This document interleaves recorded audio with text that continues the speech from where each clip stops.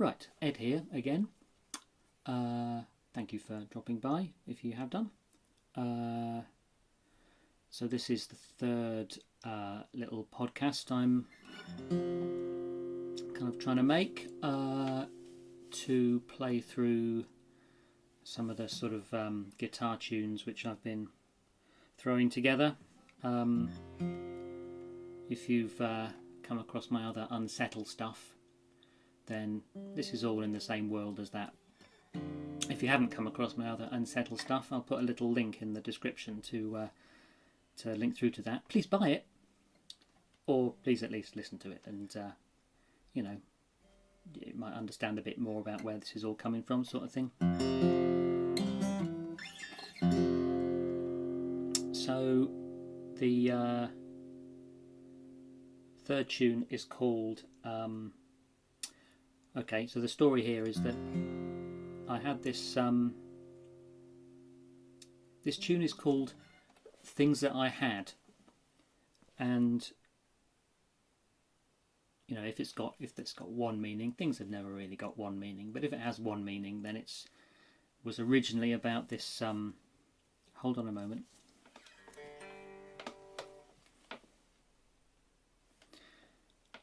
I had a load of I had a horrible old guitar and a pile of guitar bits, and my brother-in-law Nige he makes mandolins and guitars, mostly like exquisite kind of law style mandolins. So I just gave him this horrible old guitar and a bunch of parts, thinking he might use them for something. And all of 2 weeks later, he said, "Yeah, I fixed up that guitar for you, Ed."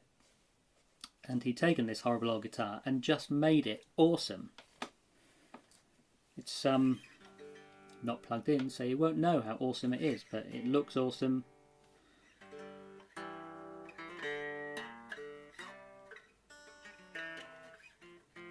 And it was really heavy, and he's chambered it out and he's made it quite lighter anyway. And so I was noodling about on it, and this tune just kind of came out of it, which is always a sign of a good guitar, I reckon, that it's got tunes in it which just, you know, it just wants you to play. So I'll switch back guitars and I'll show you the tune.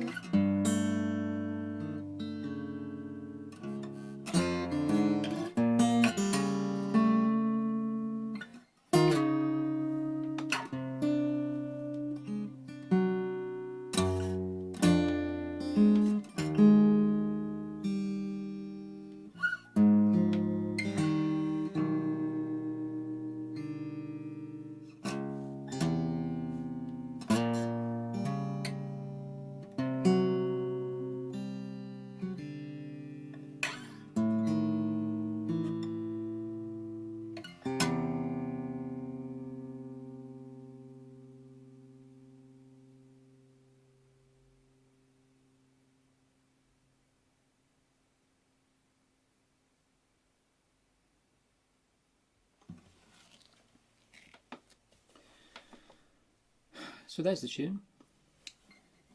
Things That I Had. And you know, the title gets bigger, doesn't it? Things That I Had.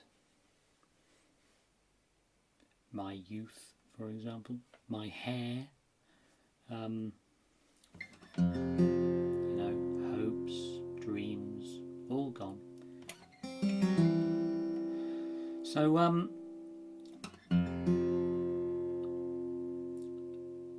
So where this came from, I was noodling about on that electric, and I was just doing kind of standard electric things, you know.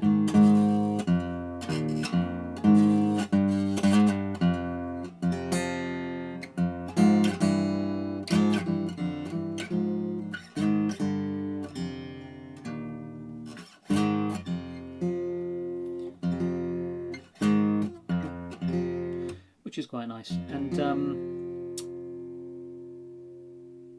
I was kind of idly thinking about writing tunes that aren't necessarily, you know, in a mode, in a key, and I was thinking it's a kind of a cheating way to sound kind of atonal, just to play lots of tritones.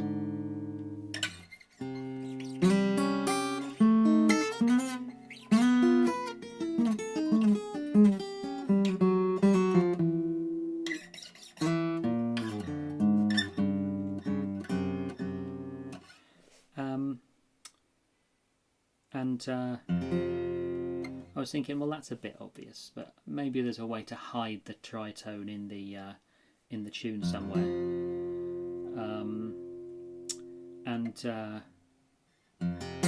Because this tuning has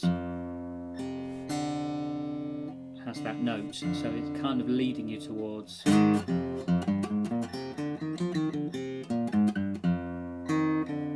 sort of a Dorian thing. And there's a nice tritone there between the third and the sixth in the Dorian, so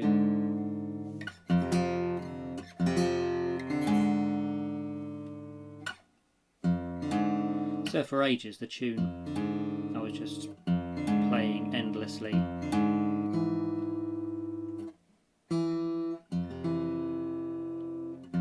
That's the major seventh in the key, so we're kind of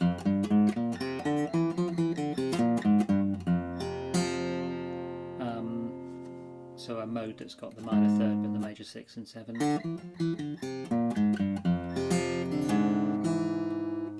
To make that rather nice.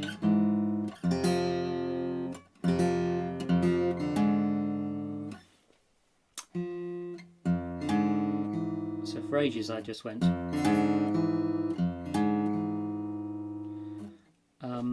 After a little while I was thinking, if I play this on the fiddle, or maybe if I record this and then overdub the fiddle part, then the fiddle part is pants, because it's just like, it's not really that melodic. But if I was to play that octave up, then I'd get almost an arpeggio. So I just started playing that note.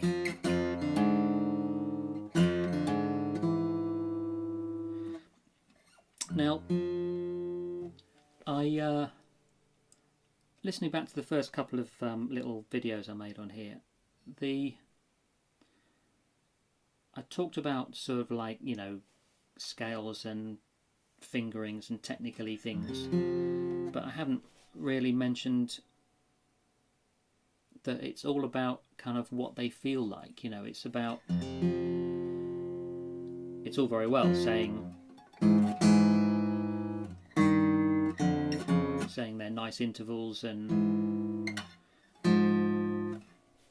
but they feel like something, and that's much harder to describe. But the kind of feeling that I had here, it's part of where the whole unsetl thing comes from. That, you know, in my head, tunes are all about bringing about sort of environments, more than feelings, more than kind of, you know, making you think of people or moods. It's all about sort of trying to evoke kind of an environment in your head. And the environment of this little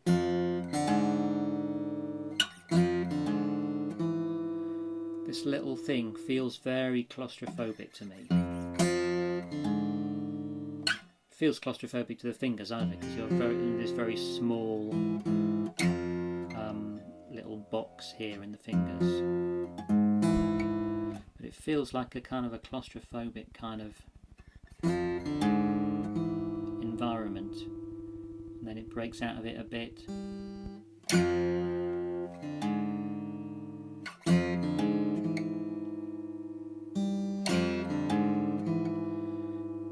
To give a bit of relief from that, just a bit of fresh air.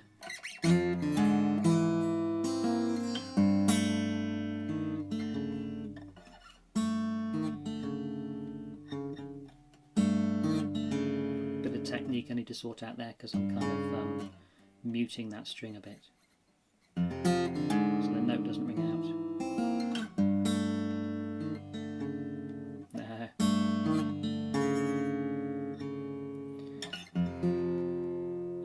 The little claustrophobic,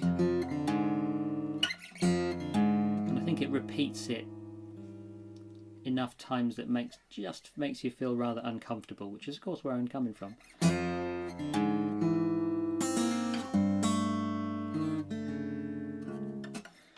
Now, in the first little riff bit,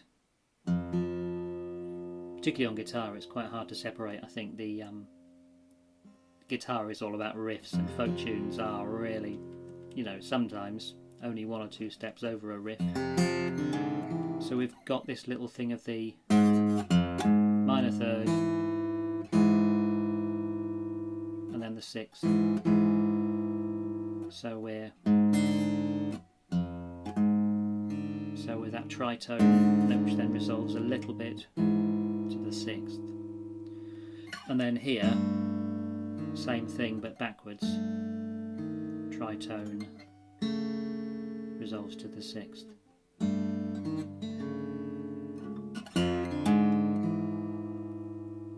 And then later on, A part repeats.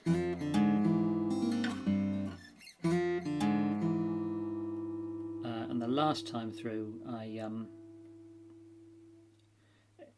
think this came about by accident, but adds a bit of drama maybe to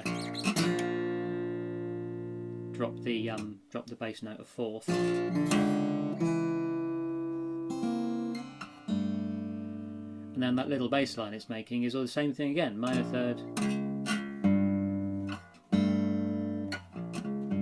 Not sure that was intentional either, but it's kind of come about that we've got this little figure of a tritone resolving to the sixth, tritone resolving to the sixth, and sort of the same thing there-ish.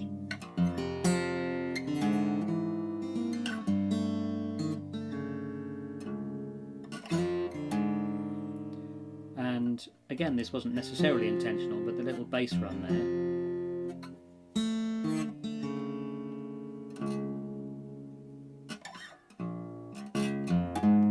describes a little arpeggio.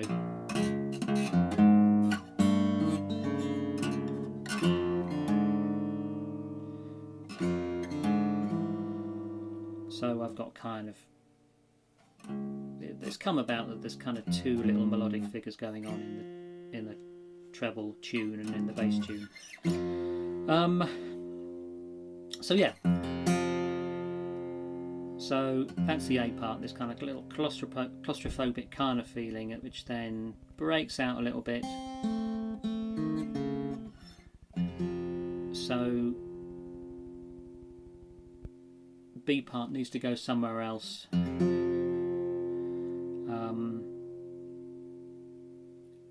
And I started just by playing the whole thing a fourth higher.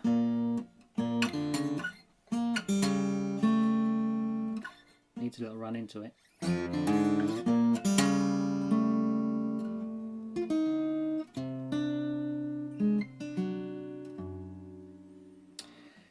little bit of technique which can't quite, it's just on the edge of being able to do it right.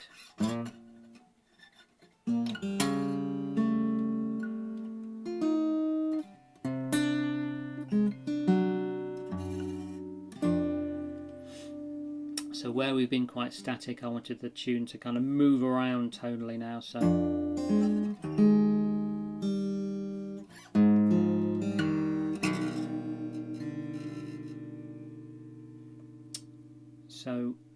it's kind of, you know, a kind of a freedom feeling of freedom, as opposed to the little claustrophobic feeling. And then it starts to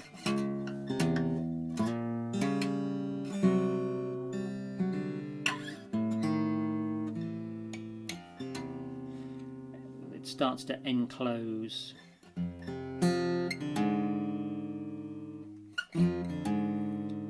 Back to the, you know, small.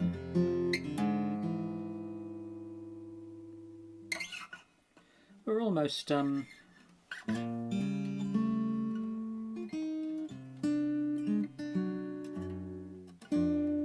like the little falling bass note there. Again, wasn't intentional, but I quite like it.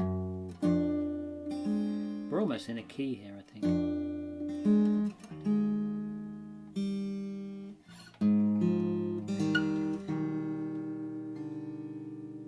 Sounds a bit barky, maybe? Maybe not.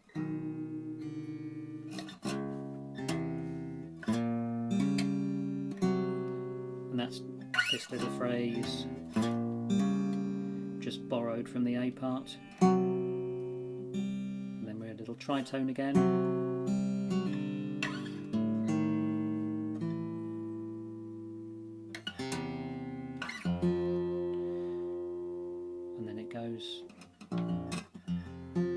Then we're back where we were. So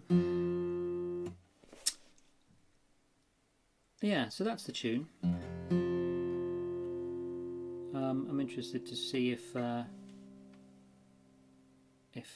you know, it has the same kind of claustrophobic sense to people that listen to it.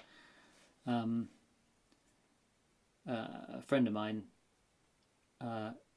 thought that the fiddle tunes I'd written were kind of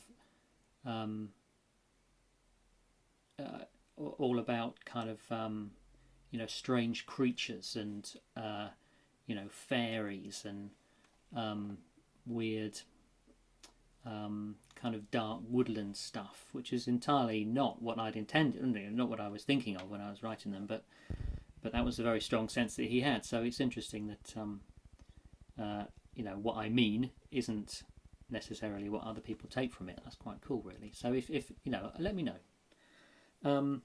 That's all for this one.